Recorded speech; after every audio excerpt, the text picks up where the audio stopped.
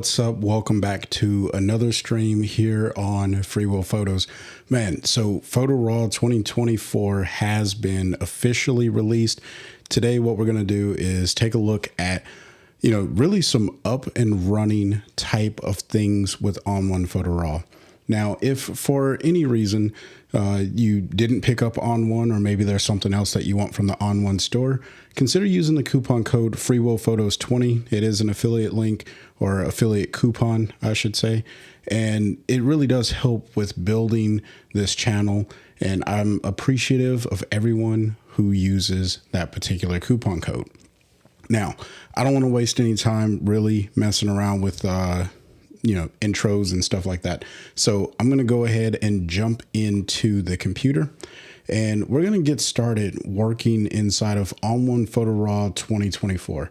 Now, if you are hyped about this particular release, then please let me know in the comment section below or over in the chat, and we're going to just go right into it. So the first thing that I want to do, because if you receive the three pre-release bonuses, like if you purchased ON1 Photo Raw and you got these particular bonuses, which is the Occudrone Skies, the creative extras, and then the ultimate autumn textures, I just want to show you how to get those installed into Photo Raw. So you're going to navigate to your folder, wherever your zip files are that you downloaded these. I'm just going to go ahead and download or unzip all of them. Of course, it's going to tell me that I can't find them if I do them all together. And, I didn't like rehearse this or anything. This is just all live action for anyone who is a little bit curious. But I probably shouldn't have started with the skies, because I don't do much sky replacing in my photos. And I don't know if I got any samples here today that we're going to be able to go through some of the sky replacements. So instead, what I really wanted is the extras and the textures, because those are two things that I use. I haven't tried these at all, so it may be something that could be cool. I'm going to see if I could open up both of them at the same time. I know that one is still thinking about loading. So yeah. But while we kind of wait for some things to unzip here, I probably should have just unzipped these ahead of time. Let me know what your thoughts are if you've already been using the 2024 version. I know that earlier today there was some login issues, and I personally did not run into those. I don't know if it was because I just showed up a little bit later, and I went ahead, I signed in, and what I can show you while that unzips is if I expand this, you can see all of my albums. That's what they're called, because it says it right there. All of my albums that were stored inside of the cloud, all registered, and I can get to those. So there's some benefit to having that cloud service. I know that not too many people are fond of it. I personally use it. But I just wanted to show you that is, and I don't know what my computer is doing. It's trying to do too much. It's trying to do too much. All right. So now that I have all three of these folders unpacked, what I'm going to do is open up the extras pack. And you can see there's a few different things inside of the extras pack versus the other things. So what I want to do is, we'll start with something easy like a LUT. So if I double click this, and I can just double click this LUT preset, what it's going to do, it's probably going to try to open up the Sky or ON1 Effects 2022. So this is one way of getting them in. You could just double click it, and it should come up with a little dialog box. I don't really care to update that. And then it tells you this will install the black and white LUTs preset package. And then if you hit yes, I'm trying to hit yes. And then it tells you preset package black and white has been installed, 31 new files. There were no errors. So now I have 31 LUTs installed, and that is kind of the cumbersome way It's actually the easiest way of doing it, just double clicking and then letting that go. And then these are the actual LUT files that ON1 is going to install. I'll show you how to manually install LUT if that's something that you need to do. But let's go with these presets, because I think that the presets are interesting. And what I want is to show you the other way of getting these installed. So what I'm going to do is come into ON1. I'm going to click on File. And this should be in the same place regardless of if you are in the Edit module or the Browse module. And my computer is just moving slow because it is apparently trying to do way too much. Let me see if there's any apps that I can close to make this go a little bit more smoothly. Yeah, we don't need that. And we don't need that. And we definitely don't need Spotify. I'm not playing no music. Sure, hit save. Why not? There's the thumbnail that I made for the live stream. Sorry that I thought I closed out all this stuff. Trying to make the computer move a little bit more smoothly. All right. So knowing that those are presets, what I can do is choose a folder that I want to put it in, or I can just hit the plus icon right here. It's going to create a folder, and then we're going to call this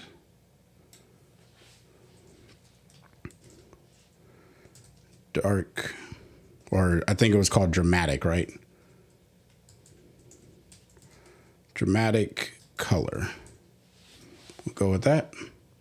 So then if I click on this and I hit the import button, I can navigate to that on my folder system. So I'm going to hit photo drive, and I personally have this into a folder called photography downloads. And just bear with me. This is just the way that it goes. And then I have another folder in here because I love creating folders on top of folders, apparently, called ON1 Photo Extras. And then in here, I have one that's titled ON1 2024 Release Extras, which I did not spell release correctly. This is where I unzipped all of those files. And this should be inside of the extras pack. And then what I'm going to do is come to dramatic color presets, and then I should be able to just click this item here, but it does not want to work. So I will just do it the other way, because for whatever reason, it doesn't want to allow me to upload those. So probably should have tested that out ahead of time. No worries. Here's what we're going to do. And yes, I can absolutely go over the presets. Let me go here, and I'm just going to double click this. So question was, can you go through preferences, not presets? Yes, I will go through the preferences. We're going to be on for probably about an hour, maybe an hour and a half. So we're definitely going to go through a lot of things. I have a checklist here of things that I want to go through.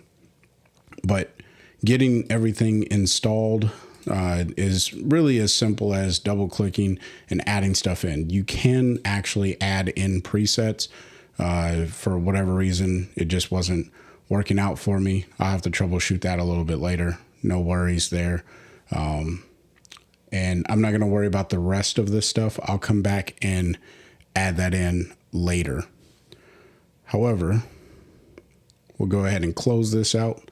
And we're actually going to get started right now with the preferences. So inside of the preference menu, you can go ahead and open that up. We're just going to go through each one of these tabs because I think that that is helpful for many people. On the general tab, you have your font size. If you want it to be larger or smaller, you can click this drop down and change that however you so choose. You also have this preview background color. I have mine set to light gray.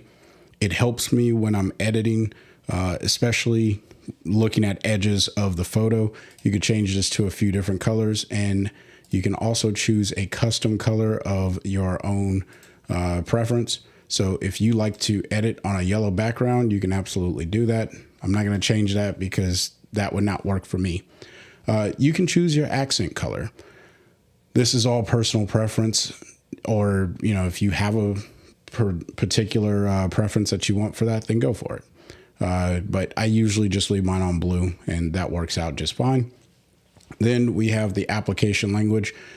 If you leave it set to auto, it's going to choose the language that your computer is working at, which mine is in English, but obviously if you speak a different language, then you may want to change that. Or if you want it to be in a different language, then go for it. Show folder previews. I leave this turned on. This allows me to see those previews inside of the inside of the folder. I don't know why I'm saying shoulder. Anyway, check for update on launch. That's pretty self-explanatory. I won't go into that. Open external files in edit. So whenever I whenever I open a file from the desktop or anything like that, if I bring it into ON1, I want to open it in edit. Sometimes you may want this to open in browse, so you can use some of the features like pano, HDR, focus stacking, time lapse, because those only exist here in the browse module, or at least they're easier to get to in the browse module. But for me, I personally like to open my files in the edit menu. Only a brush, and so yeah, we'll move down to the next one. Whenever you double click a photo in browse, it's going to ask you, what do you want it to do? For me, I want it to open the file and edit. I find this to be one of those things you should absolutely change inside of ON1 Photo Raw 2024, at least if you are coming from one of the older versions where you're used to going to the right-hand side of the screen and then selecting your particular option to edit. Because the browse and edit menus or buttons are on the left side of the screen, that takes a little bit of muscle memory. It's a lot easier to just double click and, you know, set that to your mind. I personally don't use the scroll wheel for anything except for like zooming whenever I'm holding down one of the modifiers. But if you wanted to use that to adjust the brush size with the scroll wheel, then you can make it to where only the scroll wheel does that. Again, I don't use this because I actually have, let me see if I can get it into the camera. I actually have a Torbox Neo, which is what I use along with my Elgato to make modifications using, you know, an external peripheral, if you will. Then you have your default browse location, and I have that to a internal SSD drive that is just my cache location. So you can set that to whatever you want. I do recommend that you set it to something that's fairly quick because ON1's going to be reading stuff from there. And then Portrait AI, I like mine to be at subtle. No noise AI, you can make that however you so choose. For some reason, I leave my default set to high. If you think no noise AI is too strong, then you should probably change this maybe to low or medium. I personally find high to be okay on the photos that I find no noise AI to be okay. And that is what it is. And then enable split screen compare when in no noise. Now, I personally like to apply my noise reduction without the split screen and zooming in later. So if you don't like that, then uncheck it. I'm going to uncheck this and I'm good. Now I'm going to jump through a lot of these a little bit faster because I want to get to editing photos, because that's kind of the primary focus of using a software like ON1 Photo Raw. So I'm only going to cover the things that I think would help you with your editing workflow, as opposed to performance. And you know, I'll touch on some performance things, but mostly going to focus on editing workflow. So if you send your files off to another program, Photoshop, Luminar, it doesn't matter. If you want it to go out as a TIFF with no layers, then you choose that. And if you want to go out with something that has layers, then you choose Photoshop document or PSD. That does matter depending on what it is you're using ON1 for. I think 99% of the people that I have talked to and are regular viewers of this channel, you will do fine with a TIFF file. All right. There's only a handful of people that really need to go beyond that. Color space is starting to become a big deal. I recently read an article from DxO, and color is a big deal when it comes to editing your files. I actually just bought a book called The Secret Lives of Color. I'm excited to get into that because I think that there's some value in understanding color. But the deal here, leave it on Adobe RGB and you're going to be fine. I think you'll be perfectly fine. What you'll see for a color space that many people are working in is the sRGB. And this is a little bit more of a compact color space, but if you know about color, then you know what these things are. And if you're either new to photo editing or photography in general, then don't worry about it. Leave it on Adobe RGB. I leave mine set to that and it's good to go. What I do recommend is everyone go with 16-bit. Don't go anything lower than that. 16-bit, you got to go with that. That is the thing you want. You can change your resolution by clicking here, but I personally like to keep mine at 300 ppi. And I don't even know what PPC stands for, so I'm not going to go into that. I don't think that there's any value in that. Now, if for whatever reason, whenever you send a file off to a third-party program, and I will showcase this. Let me write that down so I don't forget.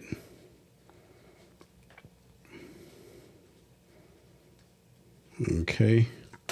So if you send your files off to a third-party program and you know that these are the settings that you're going to use every single time, you never really, or you don't really care to have those sent off or changed, then just uncheck this option.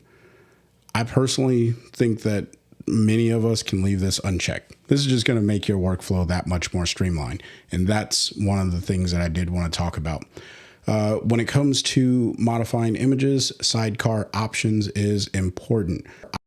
Leave this checked. Just leave this checked. All right. When you are editing inside of ON1, you want those sidecars to be created and you want to work non-destructive. I have not found a reason to uncheck this.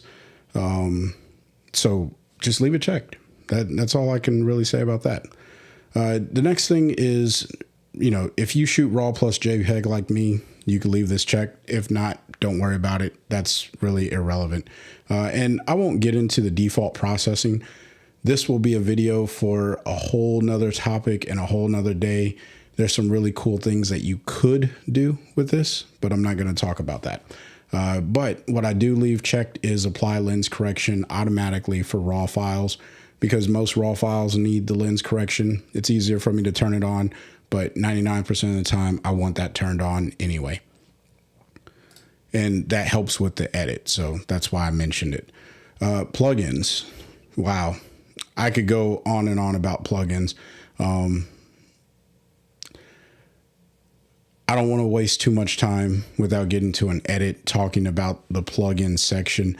But what I will say is with ON1, there's two ways that you can have plugins work with it. The first way is it will read wherever, if you have Adobe products installed, Photoshop particularly, and there is a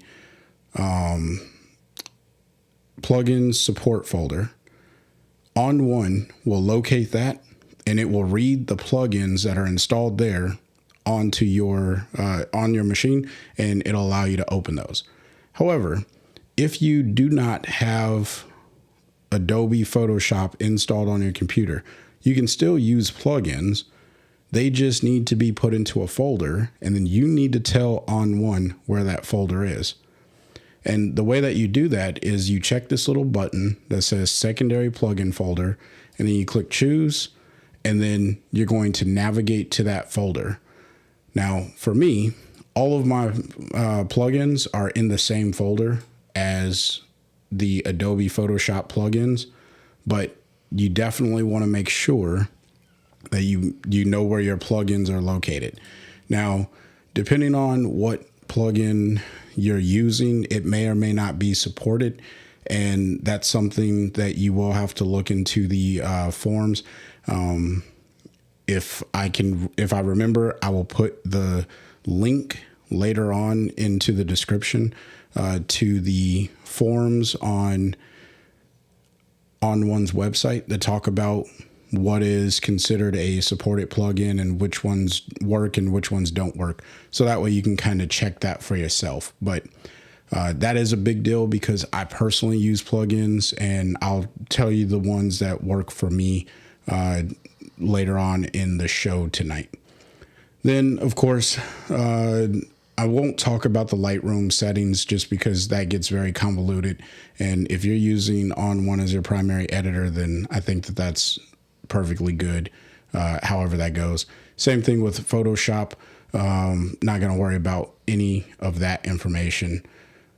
Let's jump over to system. All right. I am still experimenting with the settings here, but you can see for memory usage on an Apple M1, this is going to be different for a ton of people. You got to figure out what works best for you. Right now, I seem to be getting pretty decent performance that I am satisfied with the default setting of 60/60.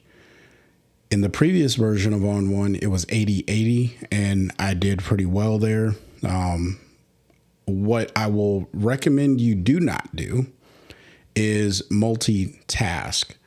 Now, screen recording usually is a little bit less stressful on your machine, but live streaming, I find that if I leave this at 60/60, it will allow me to stream pretty decent without losing any frames, as well as edit pretty well.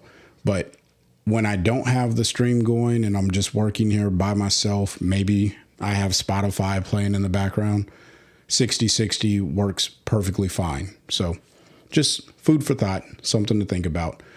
Then I have my scratch folder location. This is where ON1 is going to kind of work as you are adding effects and moving sliders, and it needs somewhere to dump memory for a little while.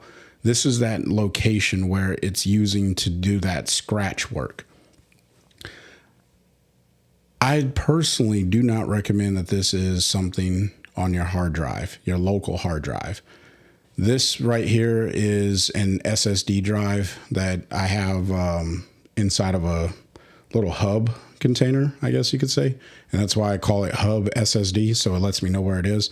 But this is a SATA hard drive, which all that really means is it's plugged into a SATA connection, and then it's using a USB-C into the back of my Mac Mini, and that's how that's connected. All of my scratch work happens on that particular drive, and it saves all of the other space on my personal or my local drive. And I can reset this, or I can move it. I personally set that up, and I left it that way. Something you'll have to consider for yourself. Excuse me for 1 second.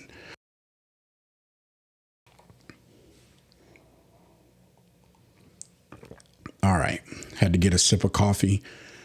Been going for a little while on explaining settings. All right, I'm not going to worry about catalog CPU usage. I leave mine at normal. I won't explain that.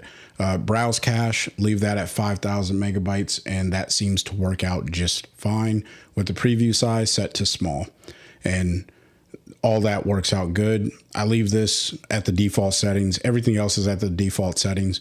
And I just leave all that checked. All right. I'm not going to talk about Cloud Sync because not everyone has that. If you got questions about Cloud Sync, then let me know. The auto mark feature, this really works whenever you're using Smart Organize.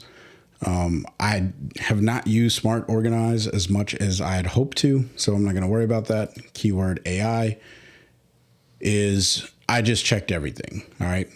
I don't think that that really matters too much because you'll have to choose which of these actually matter.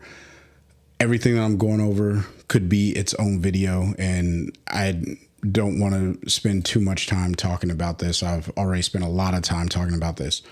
However, Brilliance AI, I will talk about the preferences here because there is a key to making Brilliance AI work in all of its glory. The first one is this white balance default. You got to change this. By default, it's set to as shot. And if you leave it on as shot, you will not activate the color feature inside of Brilliance AI. Set this to auto if you so choose, right? That's completely up to you. You may not want to change it to auto because if you set your white balance, if you have a color checker or whatever it may be, you set your white balance and you know that you're good to go, then you may want to leave it at as shot so that way your color doesn't get changed because ON1 will make some decisions for you. So I think that's the reason why it's set to something where you can make it as shot or auto. I personally shoot auto white balance. I'm okay if it changes, and if I need to go back and change it, in my testing, ON1 does a pretty decent job at making the white balance correct, so I don't really worry about that. I also changed the no noise AI to only applying on images above 1600 ISO. Cameras are so good at getting really usable images, even if there is a little bit of noise or grain in the image. Cameras are really good now, at least. That 1600 ISO and above is probably where no noise needs to kick in. And if you want no noise to kick in at a lower level, you can change this down to low. So then and by going over to the general tab, then when no noise turns on, it's going to be at low and you'll be good to go. And then apply portrait to prominent faces. This is hit or miss. I'll be honest. It's hit or miss, and we'll see how well it works on some of the portraits that I have here, a little bit later.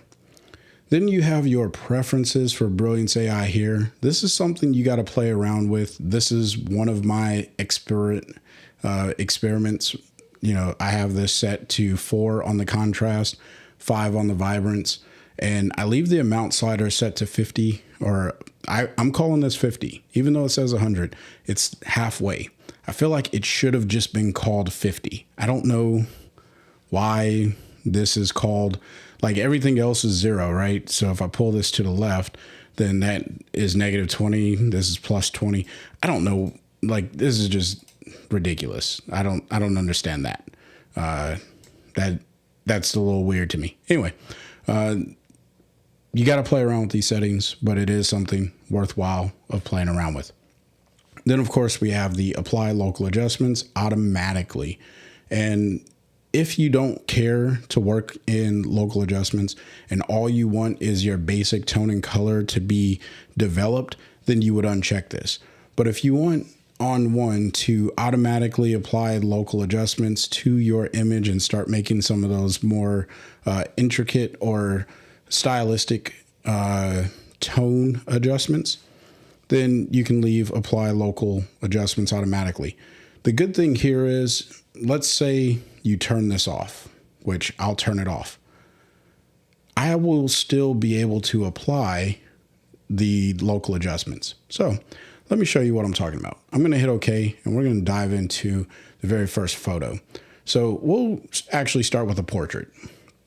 So I'm going to double click on this particular portrait. This is a raw image. We're going to let ON1 think itself through. This is all in real time, obviously, because it's a live stream, and it's almost ready for me to edit. What I've noticed is sometimes it does take a little bit for the analyze portion to kick in, but now I'm ready to start editing much faster than anything else. I'm going to go ahead and hit Brilliance AI, and that's going to think itself through here. And while it does, I'm going to sip some coffee. It was actually done before I picked up the mug. But all right. So now that Brilliance AI has ran, you can see local adjustments were not actually applied. That doesn't mean it didn't do any rendering for local adjustments. It just means that they weren't applied. So if I turn this on, now it's going to look, and it found that there's a person in here. All right, so we'll go take a look at that. But it also gives me these other regions. Now this photo is not very good because it's a portrait. It's a headshot. Like there's just a big face in the middle of the screen. But with that being said, it's seeing the background as architecture, which I guess could be like a concrete wall if that's what the AI is picking up on. But I'm going to turn off that particular local adjustment because I don't think I need it. Now, like I said before, the amount slider here, it says 100, but it's really halfway. And if you click this drop down, you can see that the color amount is activated, and that's set all the way up to 100. If I pull this up to 200, it's maximizing the overall opacity of these effects. I feel like this is one of those things you just got to play around with it to figure out what works best for you. Leaving this at the 100 mark or somewhere near it, and then just modifying these two sliders will actually get you in the ballpark a lot better than if you were working with trying to modify this amount slider here. But besides that, let's take a look at our options. You can see that with the release version, you just got Brilliance AI Auto, or AI Auto, and then AI Match. Either one of those two, if you like those, then they're here.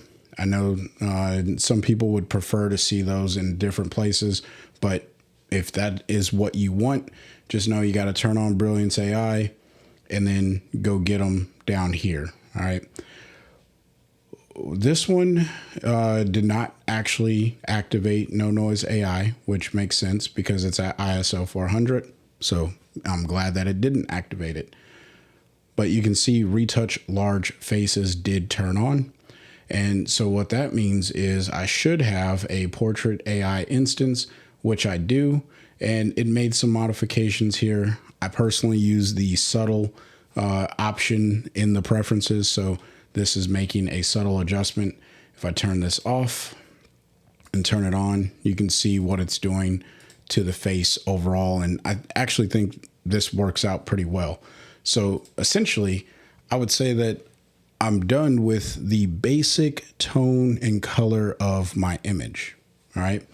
Now, what I can do is say I need to style this image. And style is really over here in the effects.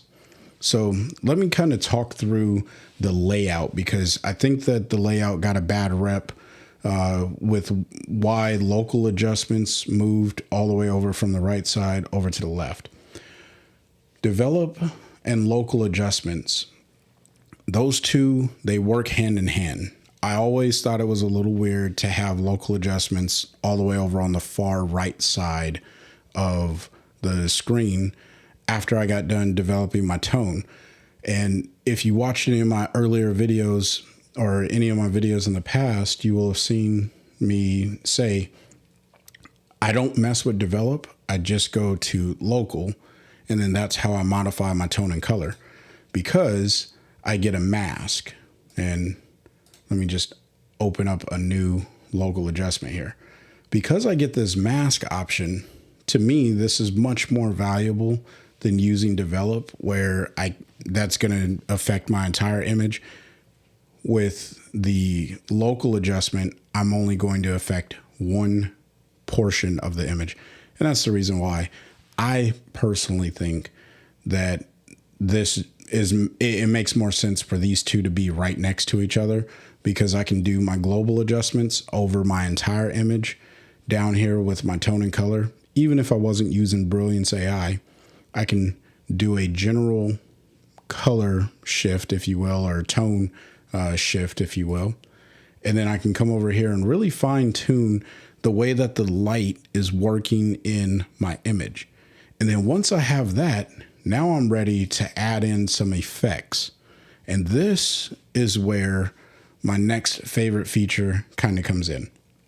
That is in the ON1 2024 program. But I'm going to go ahead and close this image, and I'm going to showcase this on a different image because I think that it would just make more sense.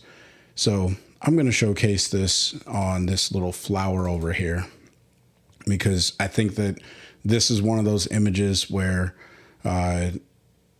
it could benefit from having some sort of a style after Brilliance AI is introduced to the image.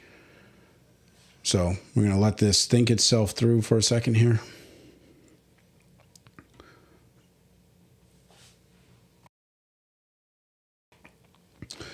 All right, so now that that thought itself through, I'm going to go ahead and click to activate Brilliance AI. And that's going to think itself through as well. But please let me know your questions in the comment section because I will answer all of the questions that I possibly can. So Brilliance AI kind of made some decisions on the color, and this was a warmer shot, but you can see that it brought the temperature down. And that's one of the challenges of why leaving this to as shot would actually make sense, because this is more live to or realistic to what the day looked like when I was photographing this. It was at sunset. It was a backlit photo, and it was very orange, or, you know, it was warm. So leaving it to as shot, it makes sense, but check out what happens to my color slider up here in Brilliance AI. So that's one of those things you just got to be aware of and kind of make a choice which one makes the most sense for your photography. Now, with all that said, I have, you know, let's say I enjoy this particular tone and color. We'll come into camera profiles here in a second. Now it's time to stylize the image. I'm going to click on effects so you can see what happens here. And one of the things that I love about this new version of ON1 is the AI Style Advisor. I've been spending a lot of time in here, and I'm not quite sure how the My Style works. I got to read the user manual, but I'm going to click on it anyway. For some reason, or not for some reason, if this is really reading the way that I would edit a photo like this, I like it, because every one of these is something like, on all of the photos that I've been testing this particular tool on, it has always given me the result that I would go for with this image. The only challenge that I run into is picking the one that I want to go with for the image without having to make, you know, 20 virtual copies, or how many ever photos there are. Like, I think this is really cool. It's artsy, it's different, it's edgy. I would absolutely post this to my Vero just for fun because I think it's cool. And same thing here. Same thing with all of these. Like this one, I think is the one that I would really go with if I wanted something with color and contrasty, because that's my style. I love punchy, contrasty images. But this black and white is like pretty cool. It's fun. I also like this black and white. And this one has the border on it. That's like a signature thing that I do whenever I make a black and white. I put a border on it. There's so many opportunities available for me, and I am just stylizing the image. All right. So I'm going to go ahead and select one. We'll go ahead and select this one. And I want you to see what happens when I click this. I'm going to get this little dialog here, and it says this will replace your current effects filter stack. That's important. Notice I don't have anything in effects over here. I'll leave this and I'm going to jump between a few, but it's going to replace my current effects filter stack. You can always undo or pick a different style if you like. Do you want to continue? I'm going to hit yes. And I'm going to let that put this Canon R6 basic tone. That's something that I personally created. I don't know how many months, maybe even a year ago. And it's finding this and saying, hey, you really like using the Canon R6 basic tone on your Canon R6 type images, which this is. You may want to apply this to your image.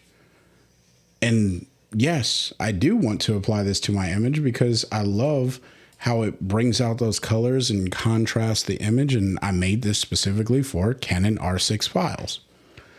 But if I come over here to develop, and this actually may be a bad example now that I think about it.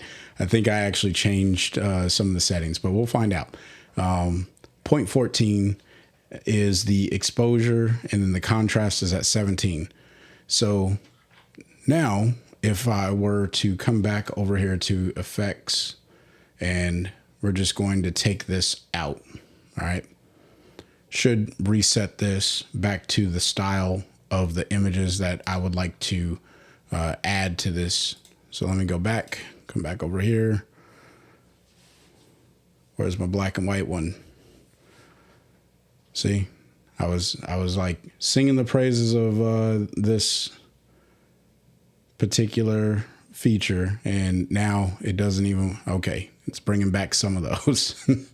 Let me make sure that, yep. So all of my settings are the same here. So I'm going to actually just click on this black and white one to show you the thing that I wanted to show you. If I click on that, you can see that it's not changing any of my develop settings, which is important because when you create a preset inside of ON1, you don't want to mess with your develop settings. Just leave those be, because you want to develop your image and then apply a creative look on top of it. Now, part of editing photos is getting a creative develop, or being creative during the develop process. But my recommendation is to be more creative with your styling after you get the light the way you want it in the image. And that's exactly what I did here with this particular image. So choose, let's say this style, you can see it's not changing any of my tone and color. It's only changing the effects over here. Now I'm going to go ahead and check this little box to make this not come up anymore, because that gets a little annoying. But I'll click on effects and you can see it's still throwing that Canon R6 basic tone and color.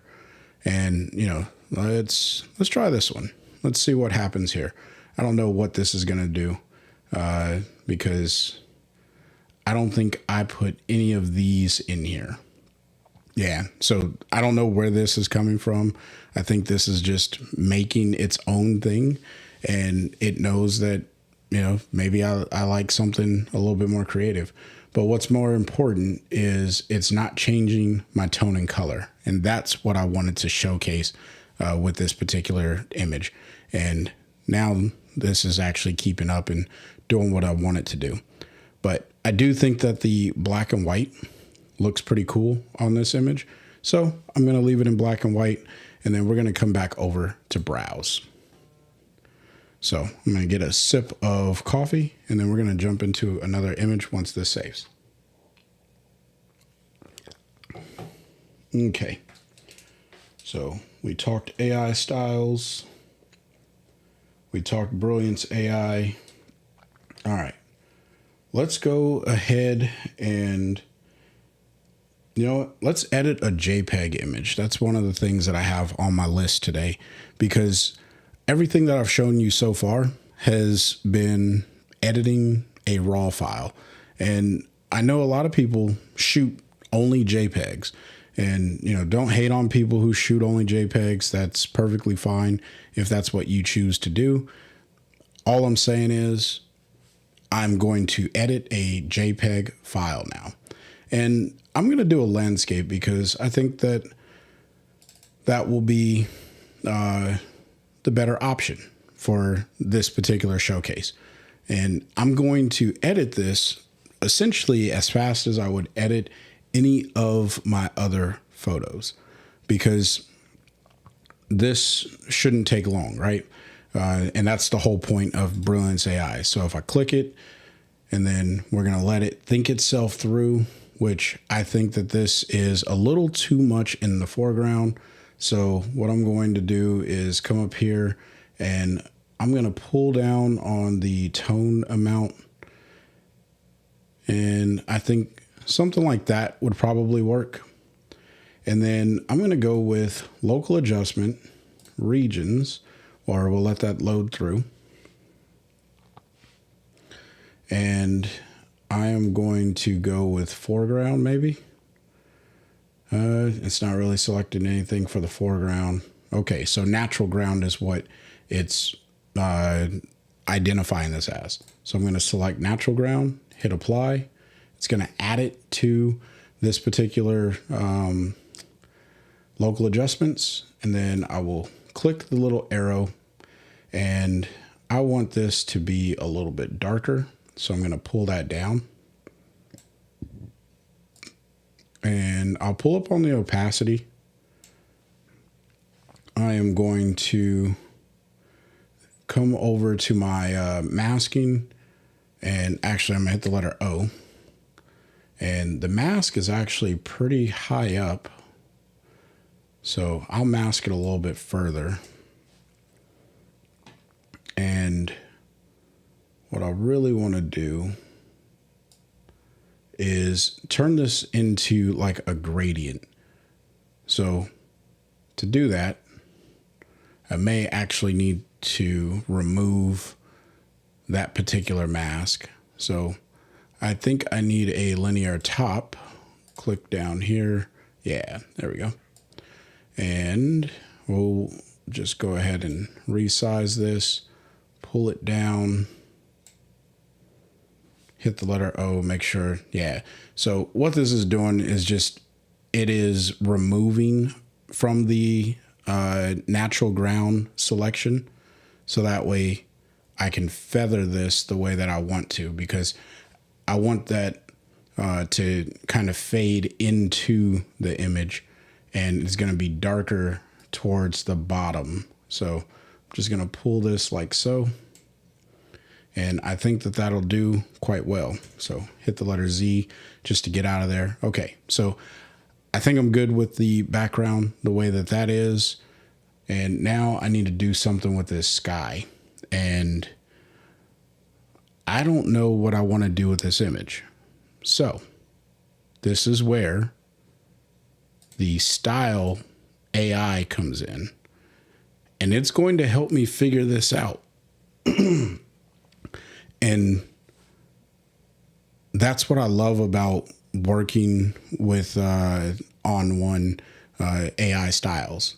Now, these are how I would personally edit the style or edit the image.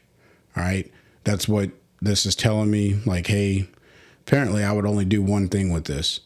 And that's make it darker and not do much else. So if your own style doesn't quite fit for the image that you are editing, then you can come over to the ON1 team style advisor, and there's going to be some items that pop up in here.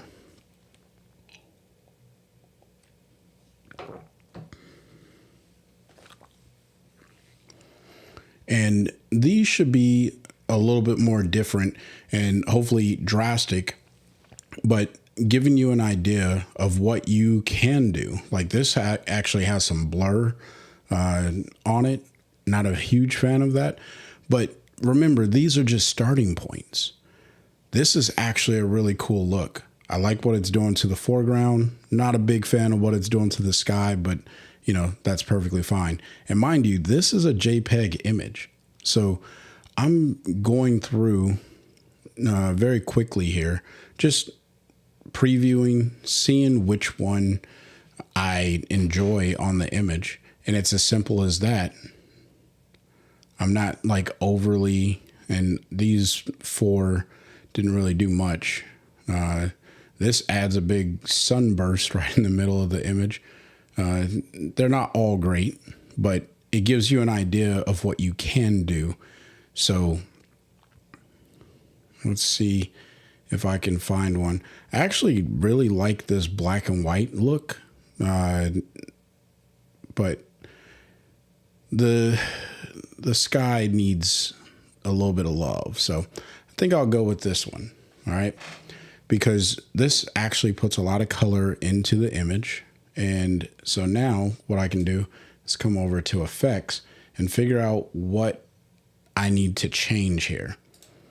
Now, whenever you add in a preset of any sort, especially if you didn't create the preset, I recommend turning things off and turning them on, so that way you can see what's doing what. Now, this photo filter probably isn't doing much of anything because that mask is inverted, so I'm not overly concerned about that. But there's a glow, and I know that the glow softens things and it makes the photo a little bit more rich. And then this color enhancer is really what's doing the work up there in the sky. And I kind of like it. I just think that it's a little too strong. So I'm going to pull it back. And if I turn it off and turn it back on, I think I like what it's doing there. And then there's a color adjustment, which is also in the sky. And what I think I need is a little bit more blue in the sky. So let me see what channel this is working on. I feel like, yeah, it's definitely working in those oranges. So maybe if I come over to the blues and I pull up, nope, that's not really doing much of anything because I don't think I got that much blue in the sky. So this is where a photo filter really does come in handy. All right. And this is why, you kind of have to know what tools are available to you. And this is actually kind of fun, right? So you could see it's already adding that blue to the sky, but it's over the entire image. And I like to do a graduated filter. And this is no different than graduated filters on a lens, if you're familiar with that, but it's just digital. So let me close the layers and the info. That way this gets up here and it's easier to see. But I like that there's blue, maybe a little too strong. And I want to change to top, and I don't want it to be top half. I actually want it to be top third slow. And what that does is it keeps this photo filter from going too far down into the image. And it's just at the top. You can see it just gives it a nice little blue rim. And I actually enjoy this. So I can saturate it a little bit more if I wanted to. And that is going over the entire image. I don't really want that. But I can pull up maybe a little bit on the blue. And, this is all tweaking. I don't want to spend too much time. But this is what I would do if I was working on an image. So I'm just showing you that idea and workflow. And then what I really want to do is, now that I'm looking at the overall image, I feel like the Canon could use a little bit more exposure. So, and I don't think any of these other color adjustments really need to be turned back on because they were just way too intense for the overall image. And so I'm going to come over here to local, hit add adjustment, use my brush here, and I'm actually going to change the exposure just a little bit. And I want to open shadows just a little bit as well. And I'm just going to click onto this Canon and into this area because I don't need a whole lot of light coming over here. And I don't want to make it look crazy superficial. I just want to make it look like there was enough light to really make this Canon kind of pop and shine through. And that may even be way too much brightness. And then I'll even feather it a little bit so it kind of spreads over that area. And if I turn this off and on, I think it does come through over on YouTube. So if I turn this off and on, you can see that it's just exposing that Canon a little bit more, bringing some interest, and I like that. So the last thing that I would probably do to this image, and every time I say the last thing, it usually is never the last thing, but for the sake of not making this a long live stream, I will make this the last thing. I feel like this can do pretty good with a border. Let me just close this dialog box here. Okay. Let's go ahead and pull down on the scale. And for the sake of not doing the exact same border, this is my favorite border. The default border is by far my favorite border. I love it. But what I'm going to do is, instead of using the simple white border, maybe we'll go with a rounded border. And I do like that as well. Again, this is just more personal preference. You can play around with these. I encourage everyone to play around with these because this is so cool and it's great to do. And you know what? I'm about to do it again. I say one last thing and I don't really mean one last thing, but this looks like a photo that I think could use some text. So I'm going to go ahead and hit the letter T in my layers, come over here, and I am just going to, this was at Gettysburg, so put on caps, GETTYSBURG, comma, PA, there. All right, and then what I'm going to do is hopefully get a hold of the lines here. I'll make this a little bit larger in this direction and select all of my text again. And then I'm just going to size this up quite large. I think that's good enough. Change my font to something a little bit more appropriate for, yeah, like this. There we go. Okay, and then I'll just click over here, move my bounding box. And what I would like to see with the bounding box is that, or with the text tool, is the bounding box not being so, I don't know what the word really is, but like it should just be around the text that you actually have. And when you resize it, it should just resize the box. I don't know. I'm not going to complain. I'm just going to continue enjoying the software, but I can put this right there. And now look, I have a nice postcard. Voila.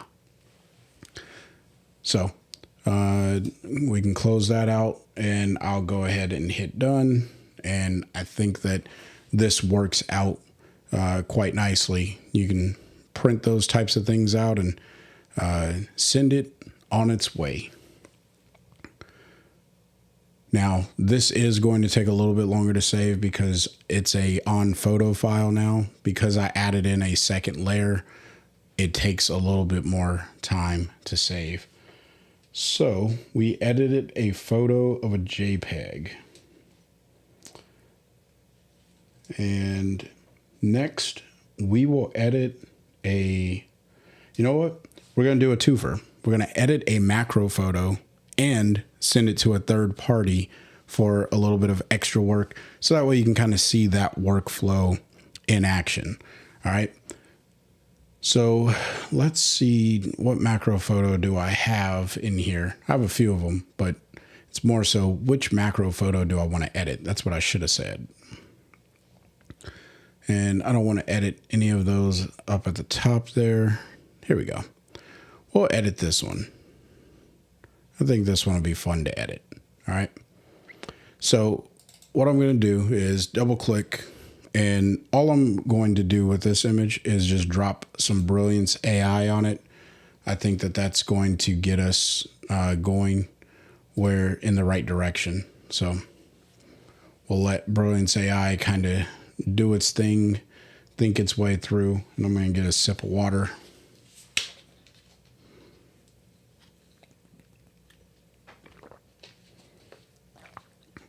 You know, it gets a little hard talking the whole time as, you know, you're working and stuff. So drinking water is good. Okay. So here, I'm just going to say that this is good, but I want to go do something with this in a third-party plugin. So I'm just going to go ahead and hit the check mark. This is going to take me back to browse, and you could obviously just click browse as well. Now, there's a few ways of getting to third-party plugins. I personally like doing the right-click option if I'm in the browse window, and then I'm going to get a menu here eventually. My computer is thinking itself through right now. There we go. Oh, it reopened the photo. So and come back here, right click.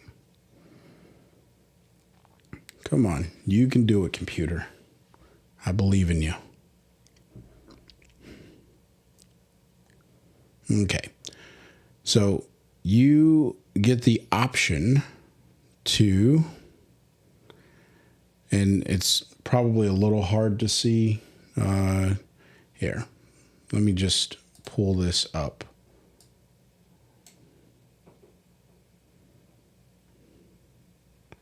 I'm trying to move this up a little bit higher so that way you can see the menu better.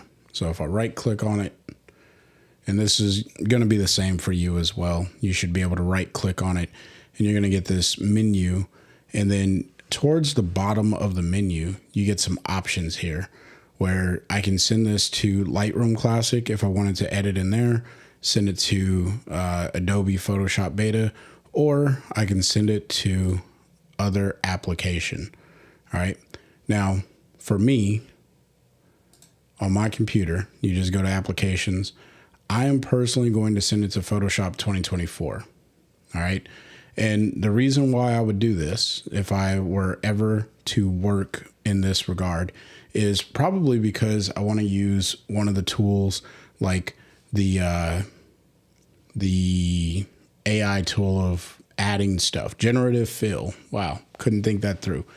It's 10 o'clock at night on the East Coast where I live. So 10 o'clock, that's just the way that my thought pattern goes. But I would want to send this over to Photoshop so I can use generative fill.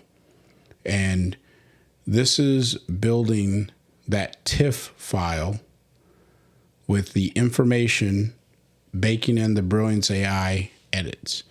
So that's what the computer's thinking through. Now, normally this goes a lot faster, and I don't know if my computer is as tired as I am or what, but it's thinking its way through. So we will allow that to do its thing. And while it does, I'm just going to sip some water here.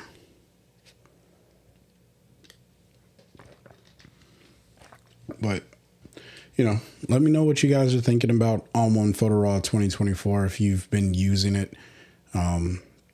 Again, this normally goes a lot faster when I'm not streaming. I don't think my computer, I'd probably need to restart it and clear up some of the memory on my RAM. I think that's what's bogging it down. So I'll probably do some cleanup work here in a little while.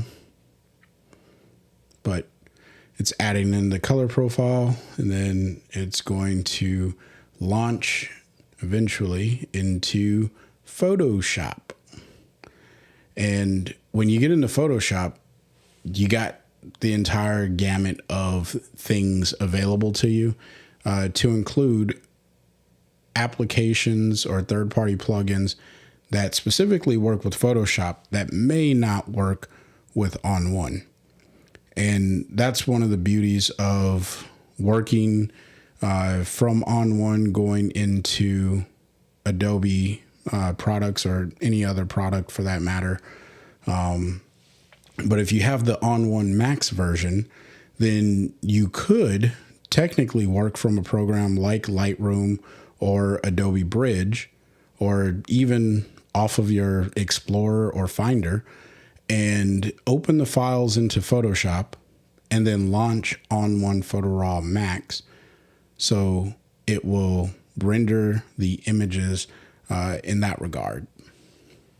It's not a terrible way of working, but you know, if that's something that you want to do. What is not so beneficial here is waiting for this file to load, because this isn't a very large file. It's a 20 megapixel file. And it's just creating a TIFF. So this should relatively go fast, or at least faster, but for whatever reason, it does not want to go all that fast. So, yeah. And, you know, if this was a recording, I would 100% speed through all of this. So, but, you know, what are your questions? I'm not done with the stream. I just didn't feel like making you suffer with looking at the screen here. Think about itself, or ON1 and Adobe thinking about itself. So I will take some questions, though. I know that there's a handful of you in the stream, and it looks like it's getting ready to go into Photoshop. So, you know, there's so many things that we can do, and I try to cover a whole lot of ground on these streams. We've been going for, what, just over an hour. So I got about another 20 minutes before I hop off. But here we are inside of Photoshop. It took a little bit of time for that to go through, but it is what it is. But I got the entire gamut, or entire range of plugins at my disposal. I can use them. One of the things that I would probably use that I don't have the ability to use, so let me just duplicate this layer, and that's all right. We'll just leave it background copy. We'll come up here to filter and DxO Labs and Film Pack 7. So this is one of those plugins that does not work inside of ON1. Now, I hope by me clicking this, it's not going to make my computer explode, but I'm going to go ahead and click it anyway, and we're going to see what happens. So I'm going to hit it, and it's going to hopefully open up the Film Pack 7. And I love playing with the Film Pack simulations that are in here. So you can literally go from ON1, making your general raw edits, jumping into a program like Photoshop, doing some additional edits, and yes, remind me later. And then you can jump into something like Film Pack 7. And I really enjoy using the time machine here. So if I click on one of these, it tells me, you know, hey, this is the era of film that was being used. You know, you can kind of just click through these and get a good idea. I'm going to deny it for now because I don't feel like opening the system settings. But I'm not going to make this a tutorial about Film Pack 7. If you are interested in Film Pack 7, then leave a comment down below, shoot me an email, say, Chris, I'm interested in Film Pack 7. Instead, I'm just going to go ahead and mess around with jumping into one of these film simulations, which, again, I find extremely, extremely cool. This is from the 19th century, and looks like we got some like this duotone. Man, that looks really, really cool.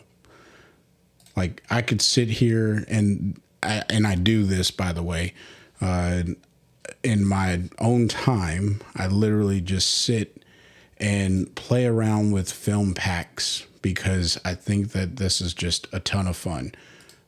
Some of it doesn't actually turn into anything. That's the beauty of photography.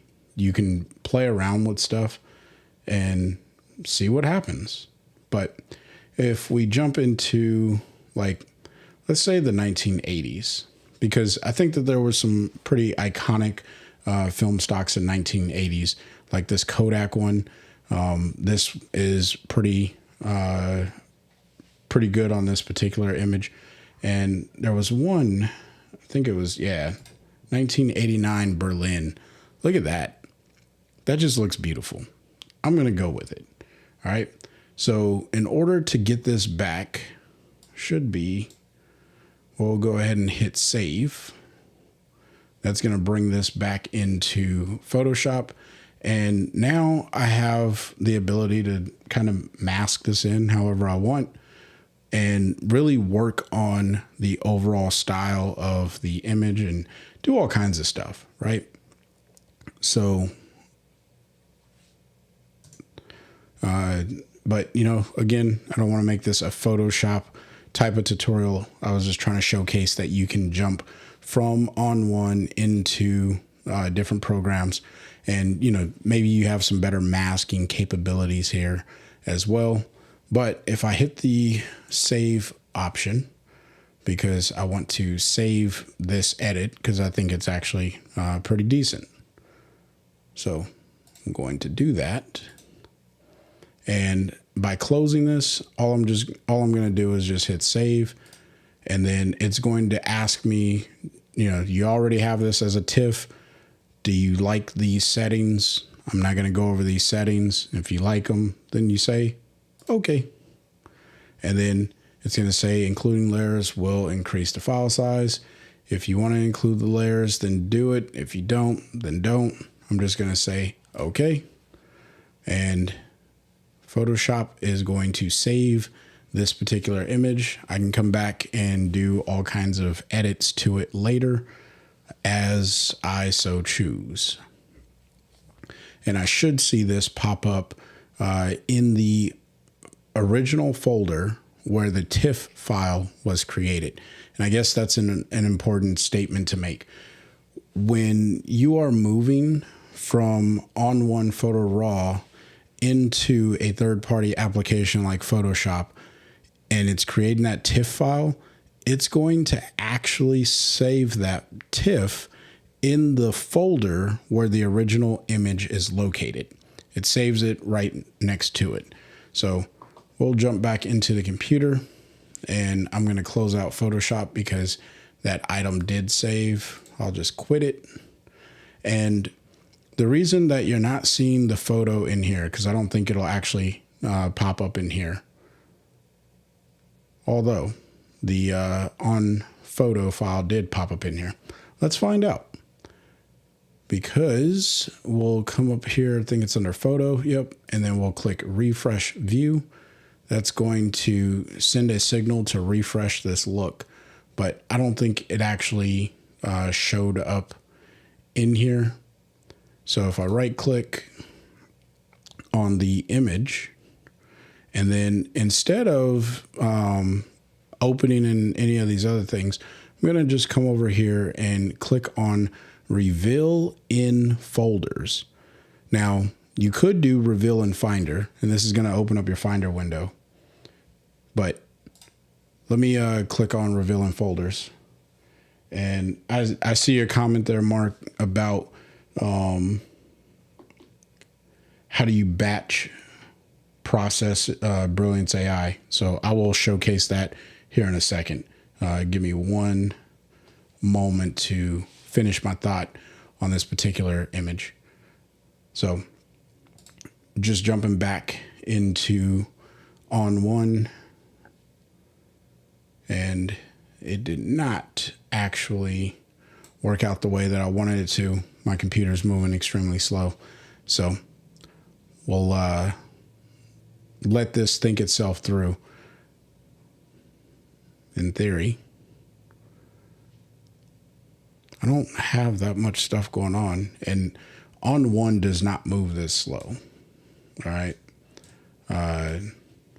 For whatever reason, my computer is just not cooperating today, because it does not actually move this slow. So I'm just going to jump back, and I guess I could just use the cookie trail or the crumb trail, breadcrumbs, whatever they call it down here. If I hit this little drop down arrow at the bottom of my screen, that will bring up my recent places. And it looks like the computer was just trying to, it's like, Chris, you asked me to do something. Let me do what you asked me to do. But we're going to let that go. So now, where is my album? And we can just hover over albums and then come over here to ON1 2024 tutorials, because that's the album that I was working in. And this is where I will showcase how to use the Brilliance AI as a batch tool, because I think that's something worthwhile to show. Once we get back in here. All right, let me just go ahead and close this pane down. That way we have some real estate here. All right, so you know what? I'm going to use the batch AI on these cars, but you can use this on whatever you so choose. Come on, scroll down just a little bit more. All right. So I'm going to go ahead and click on this photo here.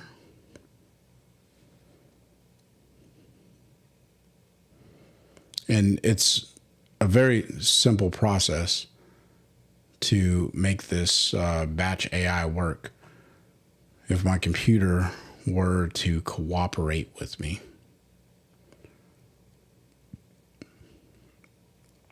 Okay, I think my computer's catching up. All right, so I'm going to click on this photo here, hold down the shift key, and then hover over all of these particular, click the photo, hold the shift key, click the last photo that I want to apply this to. In fact, I don't want to apply it to that one, so I'm going to hold down the command key, and I think it's control on PC, and then click this so that way it doesn't show up there. Then what I'm going to do is click on Brilliance AI over here in the left pane, and I'll click tone and color, turn it on, and ON1 is going to do its thing over these 4 images. Yeah, I got 4 images selected. You can see that down at the bottom of the screen, kind of to the right of my little circle. Now, this is going to think itself through, and we'll see how that all works out. Okay, so Mark is asking, how do you fast forward individual images? Can you give me a little bit more information about that? Because I'm not quite sure what you mean by how do you fast forward individual images. Yeah, I just need a little bit more insight to what you're asking for assistance on. I can't relatively think it through to come up with a good idea of what you may be suggesting here. But I do want to help you find it if it's something that I can help you find. I'm just not familiar with what it is that you are asking about. But to show you the batch Brilliance AI processing, I just ran that. As you can see, I turned on the tone and color with the Brilliance AI. It's updating the thumbnails. My computer is just moving slower than usual. I'm not sure why it is doing that. But I do have access to all of the options that I have access to when I'm in the edit module. So if I needed to change something about Brilliance AI, I could do that. I personally remember in the preference, I turned off the local adjustments. So it's not doing the local adjustments on its own. I will have to add those in later, but you just get an on and off switch if you want to do the batch processing. So if I were to double click on this particular image, the first one here, we'll see that it's going to load in, and Brilliance AI is already turned on. So it's good to go. This photo is just thinking itself through. It normally doesn't take this long, and I'm tired of sounding like a broken record, so I'll stop saying that, but it is true. My computer is not doing justice to the speed enhancement that we have with the 2024 version of ON1.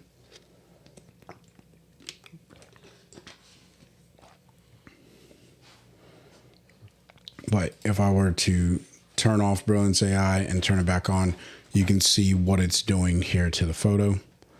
And if I come over here and change this to film strip, that way I can kind of just filter through these images.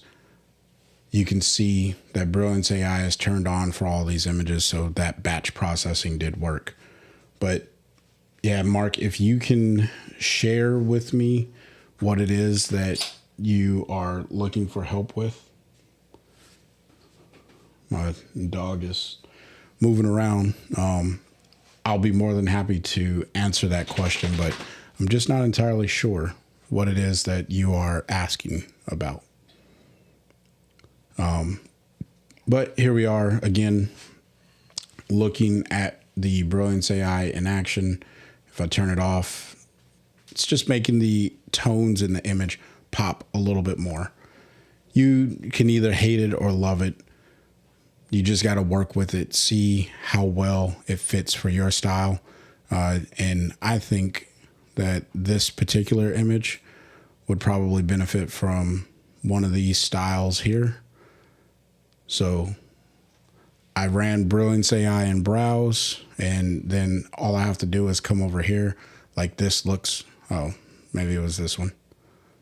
This looks pretty cool. That, not so much. That looks pretty decent as well, but I actually like this one. So I'll just click it and it's going to add, and then it'll work. Mark says on the interface, when I go to a full photo, how do I select through the roll? Okay. When I go to a full photo, how do I select through the roll? So if I'm understanding the question correctly, what you are asking is, and I'm assuming you're talking about, you know what, you're probably talking about culling. So let me go back to browse, because I think that's what you are in reference to. So we'll go back to browse, and I'll show you how you can advance between photos, which is what I'm almost confident you are asking for here. So if I go view, and I think it's full, or maybe it's under window. Yeah. So window and full screen preview. It's going to make that photo take up the entire screen eventually. There we go. And then if you hit the left and right arrows, you should be able to advance through your images. If my computer would just catch up with me.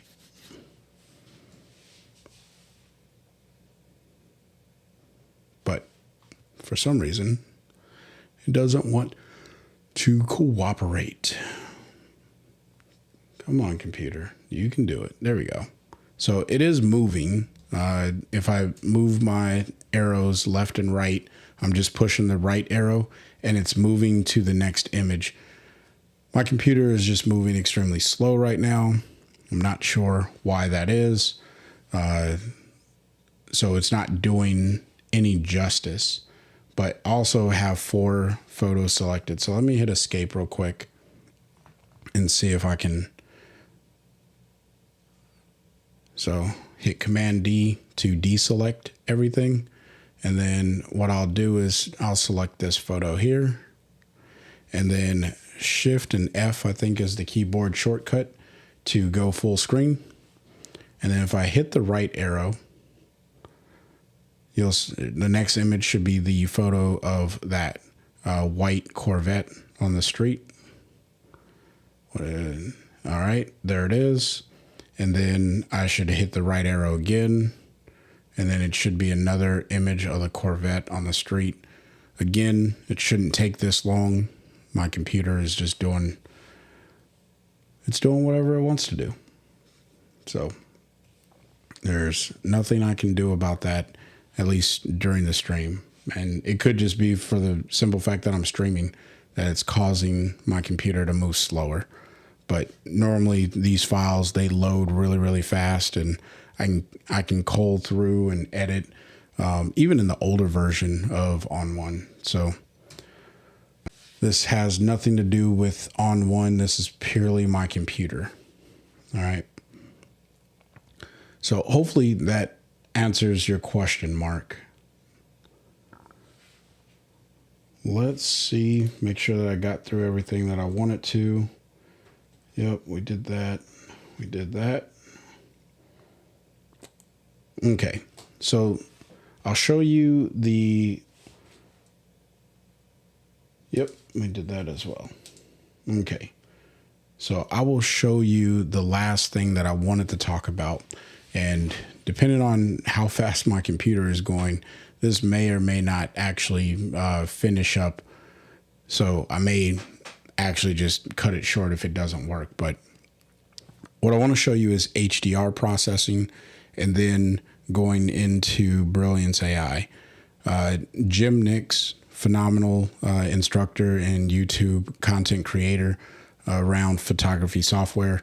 He showed how he was working with his HDR images and then Brilliance AI, which is where I kind of got the idea from. But with that being said, I do use HDR processing. And as he would say, this isn't like the yucky, nasty HDR processing that we're used to seeing. Now, what I will mention, let me go ahead and close this bumper over here on the right. Or I'm sorry. I'm thinking of the old method of ON1. You want to come up to Window, and then this box all the way down at the bottom that says Show Right Bumper. That is the thing that you want to click. And then that's going to hide that right bumper and give you a little bit more real estate if you don't use those options. Now, this doesn't mean that you won't be able to access HDR. You can right click to access HDR. There's like 3 different ways to get to it. You can have that bumper open. You can right click after you've selected your photos. And Mark said that worked for him, so outstanding. I'm glad I was able to help out, Mark. Thank you for asking the question. Thank you. But to create the HDR, you can have that right bumper, and there is an icon in there. Or you can right click and come down to the bottom and click Create HDR. Or you can come over to this More option, and you're going to have Merge to HDR. Merge to HDR and Create HDR are the exact same options. Why they're named this way and why Merge is used in this dropdown versus Create, I don't know. But I promise you it's all the same. So we'll click Merge HDR right here.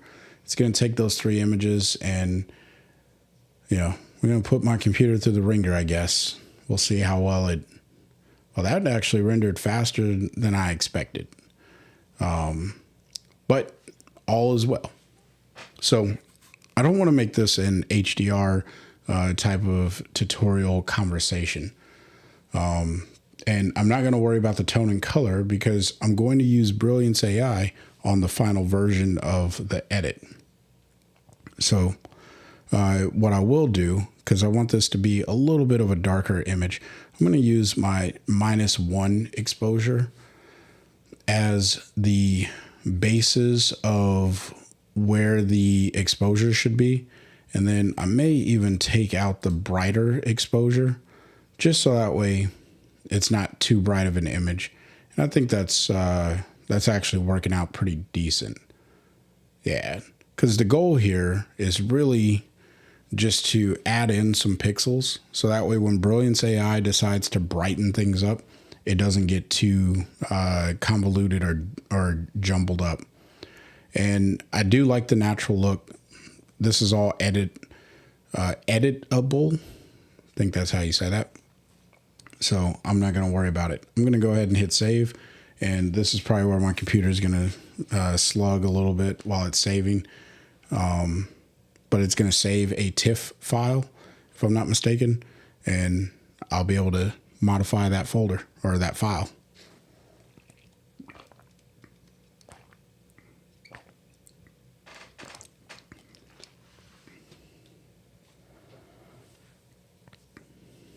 Okay. So that file is saved and I am in to the develop module. Now, once this loads completely, we'll wait for that to load. Okay. And then it's going to analyze it probably. Maybe not.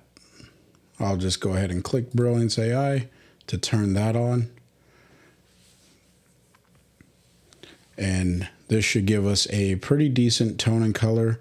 All right, so what I'm noticing is there was some ghosting that I didn't catch in the other image, but I'm not gonna really make a big deal about that because it's not that big of a deal.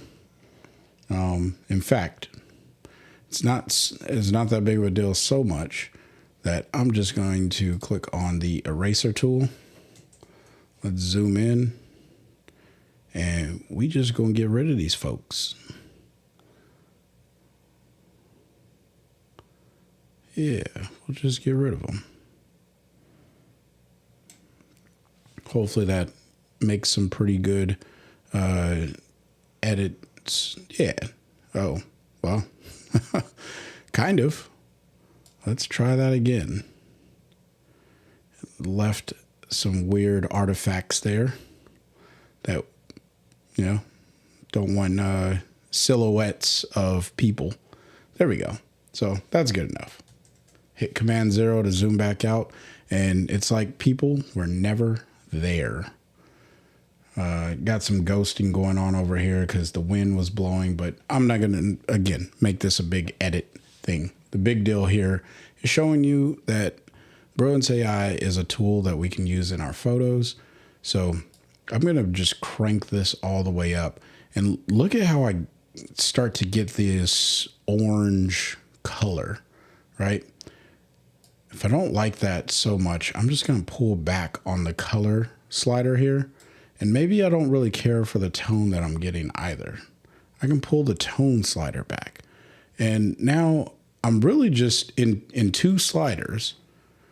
I am getting the algorithm, or at least the capability of moving each of these independently.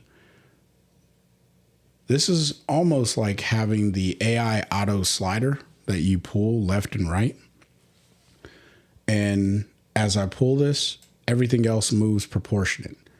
Now, one of the things that I've never tried, and I'm going to try it now, I'm just going to open up these shadows like crazy. And I'm going to come back to Brilliance AI. I'm going to pull this down. And so the shadows are still open. But watch this. They're at 27 right now. I open those up manually. And this is, if this works the way that I think it works, this is kind of cool. If I pull this all the way up, those shadows are like clearly like wide open. But if I come over to tone and color, look at that. It moved my shadows up to 94. So when you are really getting the ability to fine tune things in a way that I don't think that we've ever had in, I don't know of any software that has like these proportionate sliders, because this is like the volume knob. Yeah, I'll say that. This is like the volume knob. And then these are like the individual little cogs that you can manipulate. So when you turn the volume, it turns everything at the same proportions. Hopefully that makes sense. But this is actually kind of cool. And unlike with AI Auto, because if you modified anything after you modified or after you apply AI Auto and then you modify the little auto slider, if I went down into the tone and color and I started moving those things around, I wouldn't actually be able to modify or I wouldn't be able to modify the auto slider anymore. So essentially what I'm saying is you can set these to your heart's content, and then you can say, okay, how do I want to blend this into my photo? Because I know that I want my shadows to just be blasted open in proportion to everything else. Like, you know me, I love contrasty images. Maybe I want my blacks to be a little bit blacker and then my whites to be a little bit whiter, right? And think of the value of this for black and white images. So, and you know, this could be just me stepping a little crazy, but this is a capability, right? For black and white images, I can just pull down on my blacks in here, pull up on my whites, and then come over here to tone and color or Brilliance AI, and I can pull this down, or I guess in my case, I would want to pull it up, and then that's going to like really start to contrast the crap out of my photo and make it look really, really cool. At this point, the color amount is irrelevant, but if you are making monochrome images, black and white images, whatever it may be, Brilliance AI tone, fine tuning with your tone amount could be the solution to some of your global editing. Just, you know, that's something that I literally just thought about and said, you know what, that could be helpful, because understanding how these sliders kind of correspond to your overall editing, it really does make a difference. So what I'm going to do is pull that back, pull these down, and I'll just throw in some contrast here. And, you know, you could just play around with this slider to figure out what works the best for your style and edit of image. And then you have available to you, because I could modify this HDR look that much more. I'm not going to worry about the HDR look because I want to show you, you know, the things that we have available. So I am going to click on, maybe it is in here. No, that's that empty folder that I created for the dramatic color.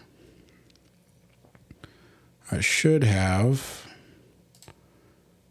you know what, we'll try one of these sunset presets, because, you know, this is one of those not presets, but the items that came with the early release, if you got that.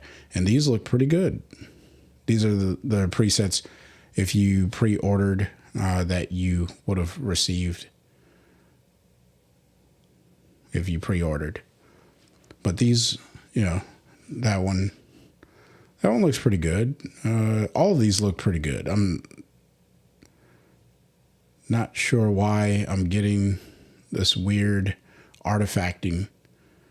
I don't know if that's intentional or what the deal is, because I wasn't getting it on all of these up here. It's literally just on the ones down here. So that could be my computer just acting a fool, because that's just the way it is sometimes. But you know what? I'm gonna go with this one. I like the way that this particular thing comes out. Now, this is going to replace the HDR look, and I think that's why I'm actually running into the issue. So I'm going to show you a workaround. This was relevant in previous versions of ON1, so I'm going to hit Command Z, so that way I get the HDR look back. But if you right click on a preset,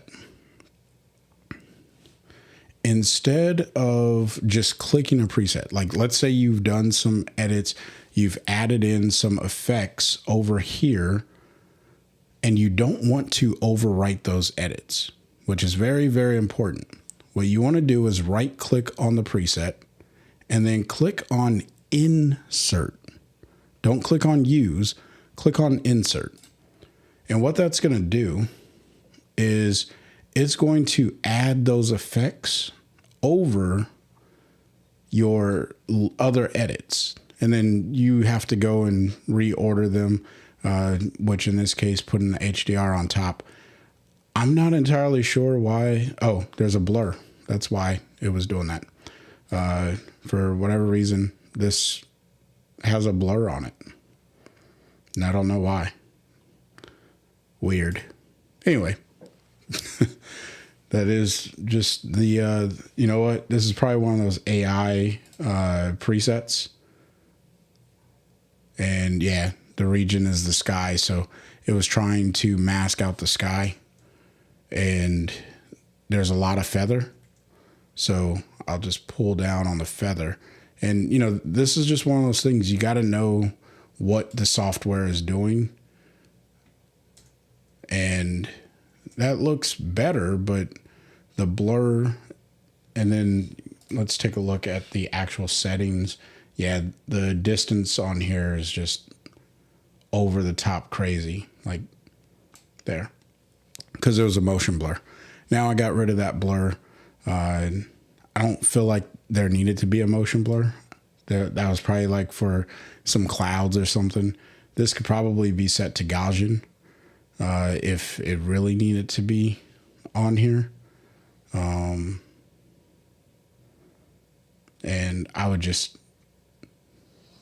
really, really feather this back and make this a hard edge mask. So I pulled the feather all the way down, and if I pull up the blur here, start getting those halos. So I don't know, maybe I would just turn the blur off completely. You would have to play around with that to make it make sense for your image. But if you start seeing some weird things, just take a look at the effects and see what order those are going in.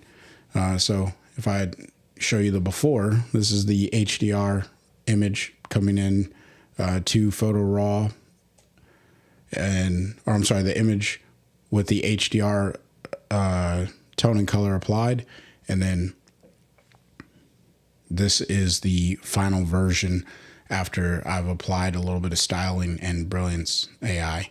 So I'm going to go ahead and hit OK on that, because I think that this is also a pretty good edit overall.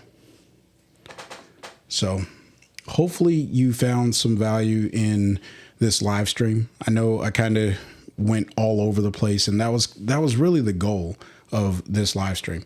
I wanted to take the time to just dive deep into ON1 Photo Raw 2024, answer some questions like I did for Mark and anyone else who may have some questions.